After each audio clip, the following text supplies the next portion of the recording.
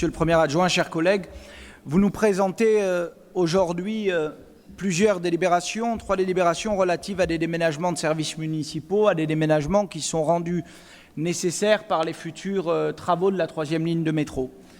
Je souhaite ici, comme je l'ai fait à déjà de nombreuses reprises, attirer l'attention de notre Conseil sur le contenu très précis de ces délibérations. Nous sommes en effet appelés à nous prononcer sur les conditions de réalisation d'études techniques, qui en assurent la maîtrise d'ouvrage, qui va les financer. Et je comprends donc de ces délibérations, et ce n'est pas la première fois que nous sommes amenés à nous exprimer sur ce sujet, qu'à ce stade et en amont, aucune étude véritablement sérieuse et précise n'avait été menée en amont pour prévoir l'ensemble de ces travaux sur des sujets aussi majeurs, excusez-moi du peu par exemple, que la construction ou la mise en place du site de maintenance des rames. Voilà, monsieur le maire, chers collègues, un problème récurrent dans le pilotage de la 3e ligne de métro. Problème dont personne dans la majorité ne semble pourtant souhaiter s'émouvoir. Je me permets donc ici de préciser le sentiment qui est le nôtre.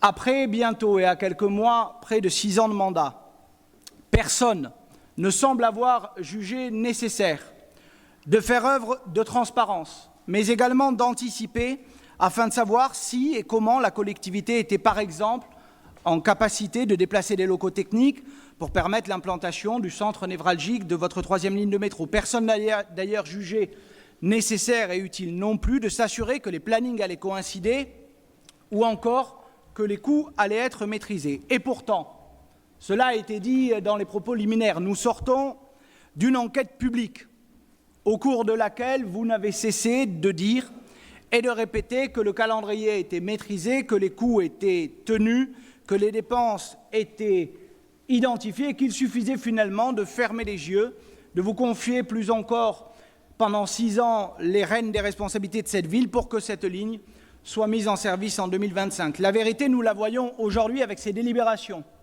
qui interviennent après 6 ans et un financement qui ne semble donc pas bouclé et des délibérations qui viennent après 6 ans seulement sans qu'elles n'aient été jamais anticipées. Alors je vous le dis ici, sur les rangs de l'opposition municipale, personne n'est dupe.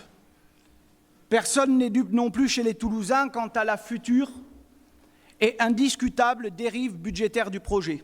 Vous n'avez pas chiffré, on le voit, l'intégralité des dépenses en établissant le budget de la 3e ligne de métro. Les délibérations de ce jour en sont la criante démonstration. Vous n'avez pas davantage sécurisé les plannings. Vous n'avez pas davantage levé les différentes impasses techniques majeures que nous allons continuer de découvrir au fur et à mesure des prochains conseils municipaux.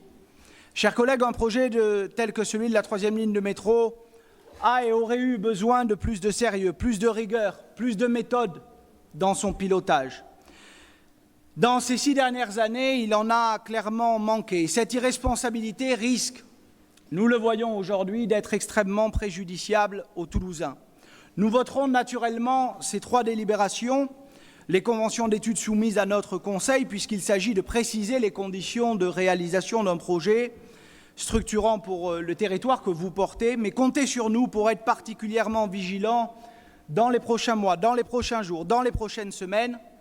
Nous serons, comme nous le sommes depuis le premier jour, des observateurs et des acteurs attentifs de la question des coûts, de la question des méthodes, de la question des délais et de la question des financements.